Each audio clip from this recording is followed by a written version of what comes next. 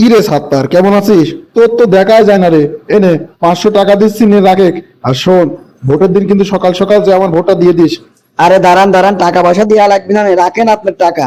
টাকা পয়সা দিয়ে ভোট জীবনে বহুত দিছি, আর না সেদিন শেষ। টাকা পয়সা দিয়ে ভোট দিলি পরে ওই ক্ষমতায় যাওয়ার পরে কাটে চশমা পরে আর চোখই দেখে না। রে, কি করছিস তুই? এই অভাবের দিনে 500 টাকা দিতে চাচ্ছিস, তাও তুই এরম করতেছিস? থাক ভাই, ও আপনার টাকা আপনার কাছে রাখেন। এবার ভোট কেন্দ্রে যাওয়ার আগে আগে ভাইবে চিন্তে দেখবো সৎ যোগ্য কিনা। যে সৎ যোগ্য ভোট এবার তারই দেব। আগের দিন বাগে খাইছে আর না।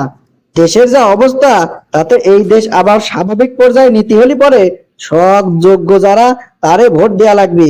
আজে বাজে লোকের ভোট দিয়ে দেশের সর্বনাশ করবো না নে। বুঝে শুনে তারপর ভোট দেবো, খালি আমি না, সবারই করছি। এবারকার ভোট কিন্তু অতি মূল্যবান ভোট। যার তার ভোট দিয়ে নষ্ট করা যাবে না, দেশের তেজ মারা যাবে না। সৎ যোগ্য যে, তারই ভোট দেয়া লাগবে।